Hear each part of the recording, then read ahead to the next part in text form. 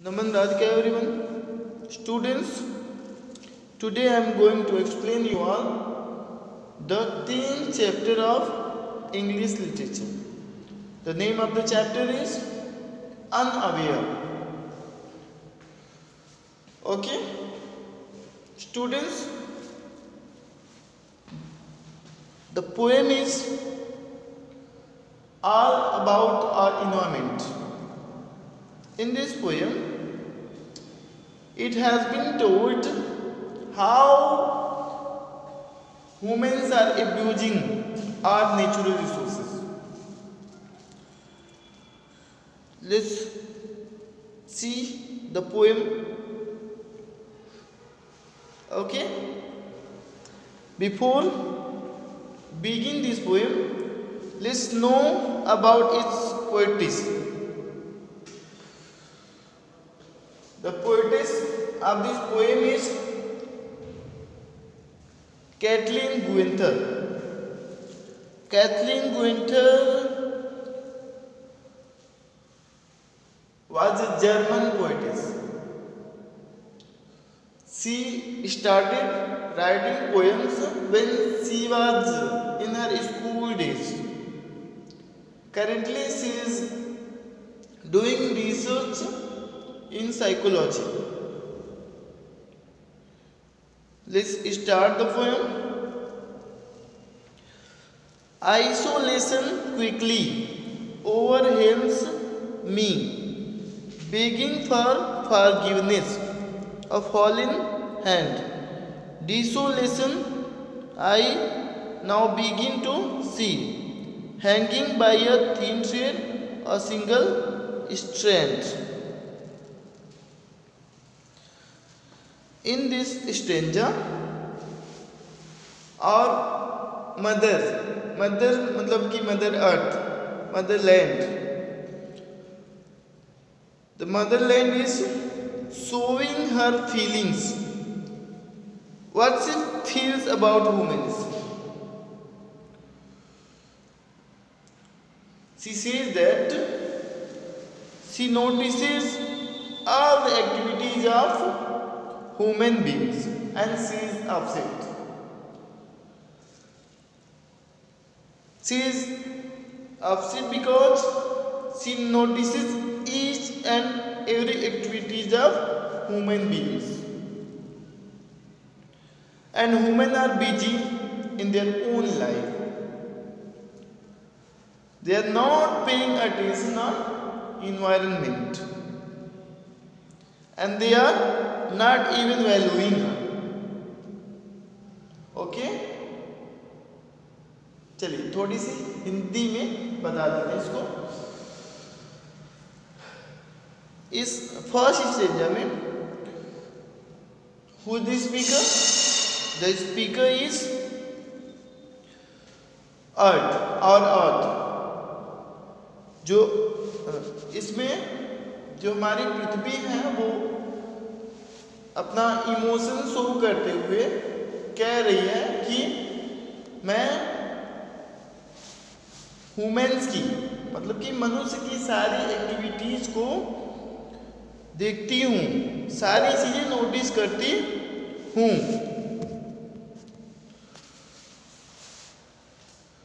और मैं अपसेट हूँ.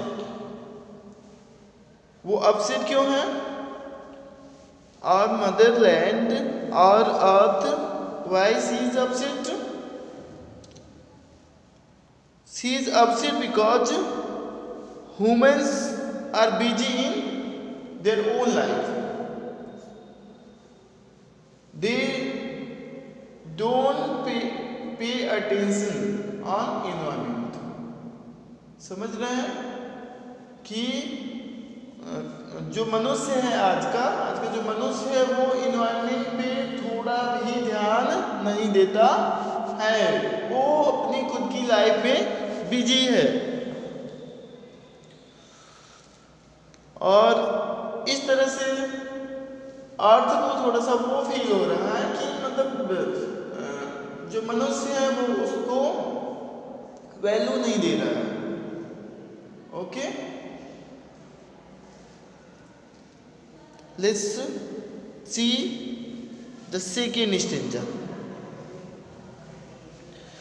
I watch them, their fears, their misbehavior, mistreat, abuse, completely unaware, and the land, their glorious Savior. Someday they will learn to treat me with care.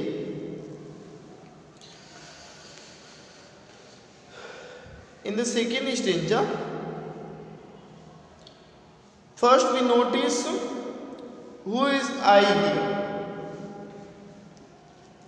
Who is I here? I is the nature here. I कौन है यहाँ पे? Nature. Nature और nature बोल सकते हैं, प्रकृति को नेचर भी बोल सकते हैं.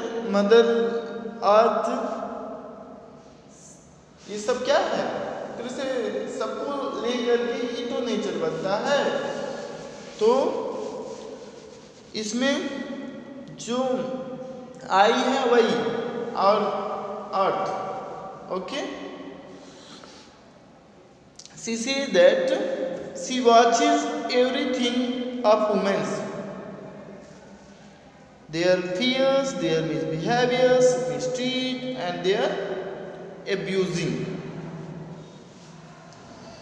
समझ रहे हैं? इसमें जो हमारा अर्थ है वो अपना इमोशन शेयर करते हुए, अपनी फीलिंग शेयर करते हुए कहती है कि मैं सारी चीज़ें देखती हूँ, सारी चीज़ें देखती हूँ. मनुष्य का मिसबिहेवियर, उसका एब्यूजिंग, उसका मिस्ट्रीट, मतलब समझ रहे हैं ना कि वो किस तरह का बिहेव करता है, किस तरह का चीज़ें वो मतलब ट्रीट करता है, मतलब इन्वायरमेंट से. और एब्यूजिंग, यहाँ पे एब्यूजिंग का सेंस ये होगा कि चीज़ें इसे बाहर फेंक देता है. मतलब कि जैसे गार्बेजेस है ना, जो वेस्ट चीज़ें हैं वो इसे बाहर फेंक देता है अपने इन्वायरमेंट में ही ऐसे खुला, जिस वजह से पोल्यूशंस होते हैं. Okay,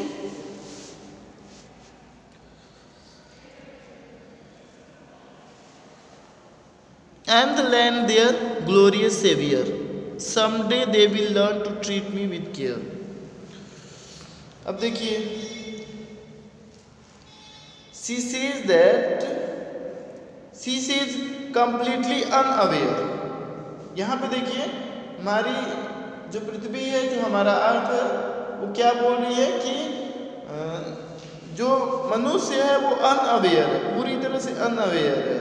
Means she is not complaining. She says that I am the land, means their only savior.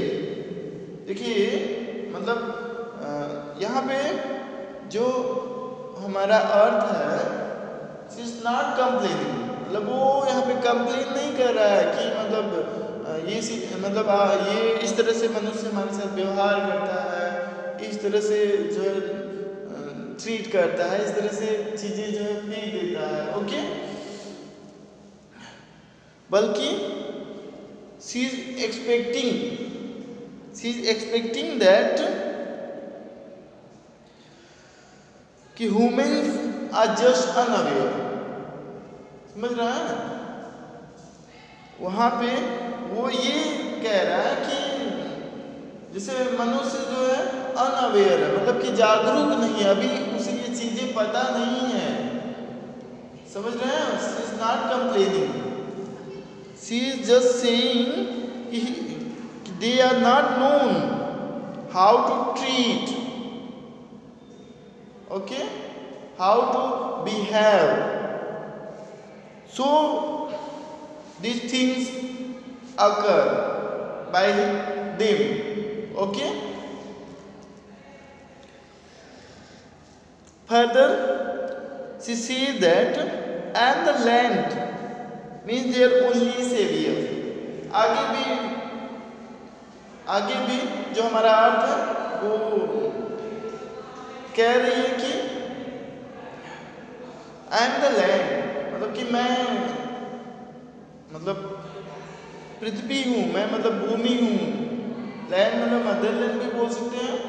मैं पृथ्वी हूँ, on which farmers farm and humans live, and Savior, only one Savior, means कि मैं जो है पृथ्वी हूँ और जहाँ पे किसान क्या करता है, खेती करता है, जहाँ पे मनुष्य रहता है, अपना जीवन यापन करता है, ये सारी चीज़ें जो है मतलब मुझसे मिलती है मनुष्य को, वुमेन्स को। और I am the only saviour, मैं मतलब मानव का क्या हूँ, मैं रक्षक हूँ। सेवियर मीन्स रक्षक। Okay, she said that one day, someday they will learn to treat me with care. आगे भी पृथ्वी बोल रही है कि जो हमारा अर्थ है वो बोल रहा है कि मनुष्य एक दिन ऐसा आएगा कि वो सीख जाएगा। क्या करेगा? सीख जाएगा कि कैसे जो है केयरफुली ट्रीट करना चाहिए, मतलब कैसे उसे इन्वायरमेंट के साथ रहना चाहिए, इन्वायरमेंट के साथ कैसे बिहेव करना चाहिए। Okay, let's read the third stanza. I wish they would learn to trust each other, to join as one, to stand strong together, a bond, a band, and a mighty brother, forever as one, a powerful tether. In the third stanza, who wishes? What she says? Our Mother Earth wishes. She says that she wishes one day they will be unite and they will be stand together. They will be joined as one. Means समझ रहे आप कि यहाँ पे जो हमारी पृथ्वी है, जो हमारा अर्थ है, वो ये कह रहा है कि मैं चाहती हूँ कि सभी लोग जो है यूनाइट हो जाए, मतलब एक हो जाए, एकजुट हो जाए और एक साथ जो है सबके साथ जो है एक साथ खड़े रहें। Okay, how they will be united. अब देखिए मतलब वो कैसे मतलब एकजुट होंगे, कैसे एकजुट होंगे? To trust each other, to stand strong together. कैसे वो एकजुट होंगे, कैसे यूनाइट होंगे? By trusting to each other, एक दूसरे पे ट्रस्ट करके, एक दूसरे के साथ खड़े हो करके। Okay,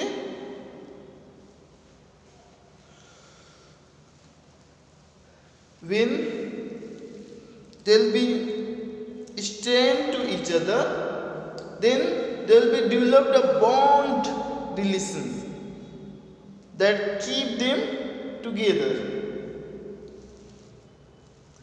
They will be united forever. There will be a strong bond, a powerful tether. देखिए इस स्टेंजा में जो हमारा मदर अर्थ है, to say that किसी विशेष कि मनुष्य सभी लोग जो है एकजुट हो जाए। कैसे एकजुट होंगे?